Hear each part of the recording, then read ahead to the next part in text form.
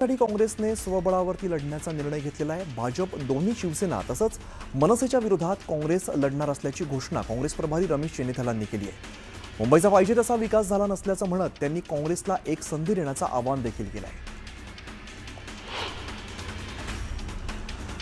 राष्ट्रवादीचे प्रदेशाध्यक्ष सुनील तटकरे आणि भाजपाचे मुंबई निवडणूक प्रभारी आशिष शेलार यांची भेट झाली।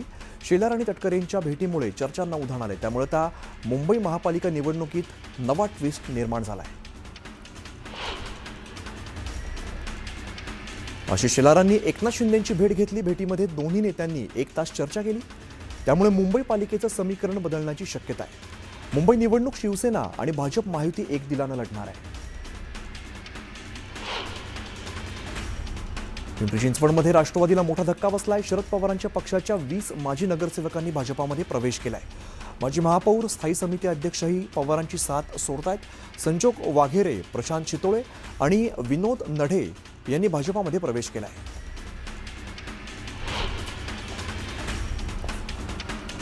पुण्यामध्ये भाजपाने विरोधकांसह मित्रपक्षांना जोरदार धक्का दिलाय। अनेक आजी माजी नगरसेवकांनी भाजपात प्रवेश केला असून रवींद्र चव्हाणांच्या उपस्थितीत पक्षप्रवेश सोहळा पार पडला।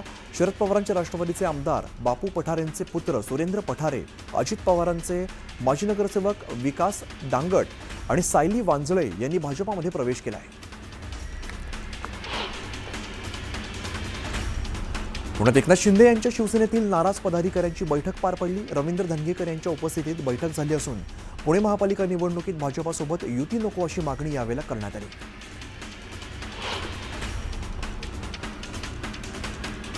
पहिल्या टप्प्यात अनेकांचे प्रवेश पार पडले। दरम्यान आता पुढील तारीख भाजपाकडून लवकरच जाहीर होणार आहे। आगामी पुणे महापालिका निवडणुकीच्या पार्श्वभूमीवर भाजपामध्ये मेगा प्रवेश सुरू आहे। कल्याण ग्रामीणमध्ये शिवसेना उभाटाला मोठा धक्का बसलाय। माजी आमदार सुभाष भोईर यांचा रवींद्र चव्हाणांच्या उपस्थितीत भाजपामध्ये पक्षप्रवेश पार पडलाय, त्यामुळे आता मनपा निवडणुकीत भाजपाला याचा फायदा होणार आहे।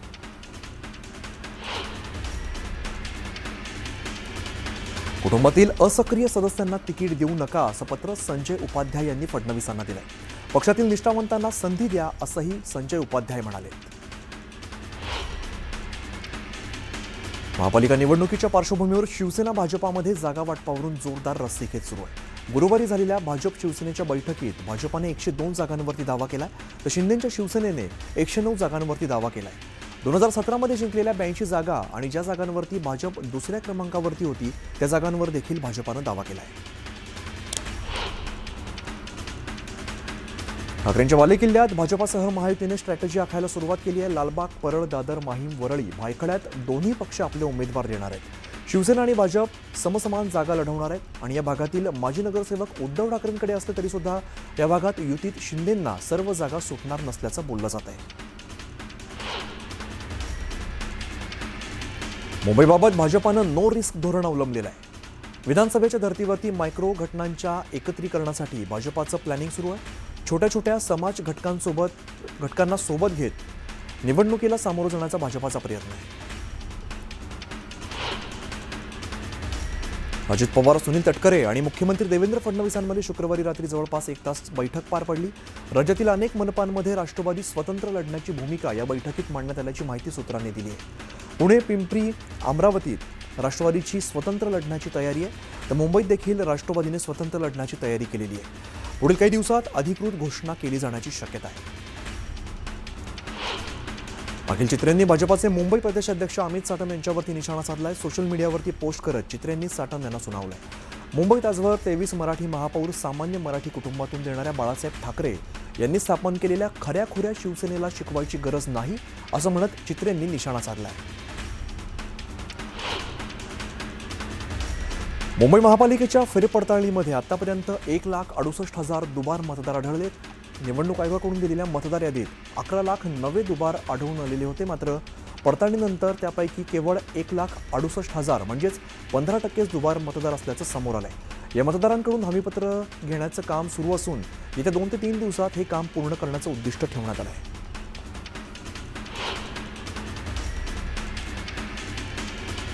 आमदारकी वाचवण्यासाठी माणिकराव कोकाटे सर्वोच्च न्यायालयात दाद मागणार आहेत। उच्च न्यायालयाच्या आदेशाची प्रत हाती येताच सर्वोच्च न्यायालयात जाणार असल्याची माहिती आहे।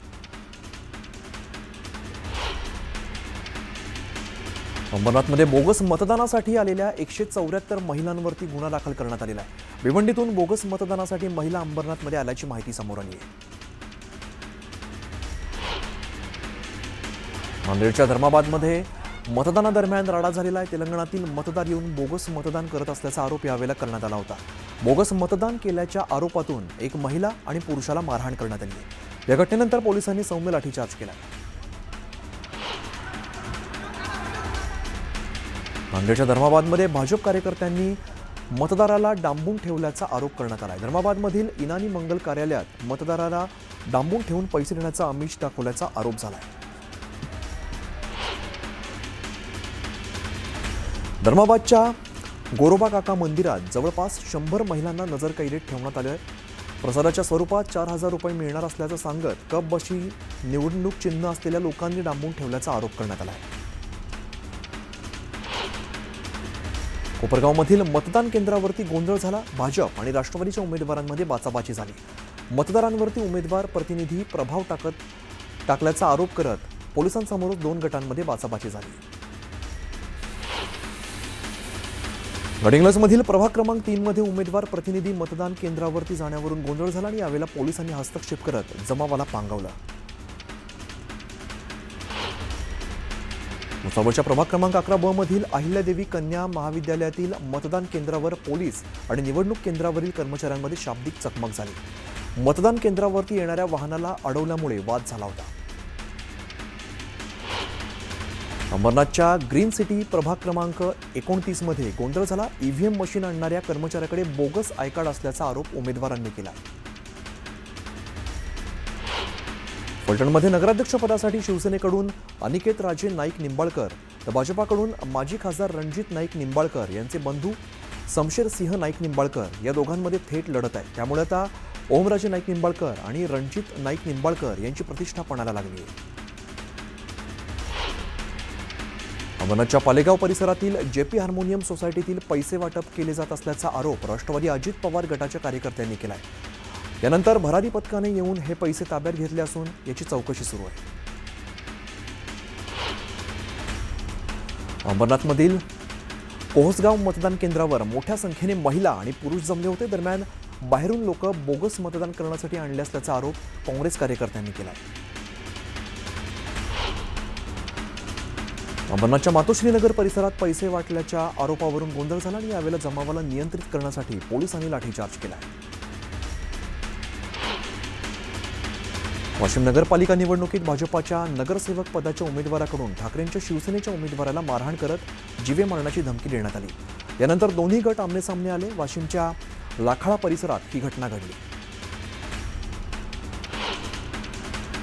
सिन्नरच्या प्रभाग क्रमांक 2 मधील मतदान केंद्रावरून बोगस मतदाराला पकडण्यात आलं. बनावट आधार कार्ड बनवून मतदानासाठी आलेल्या बोगस मतदाराला पोलिसांनी ताब्यात घेतलं.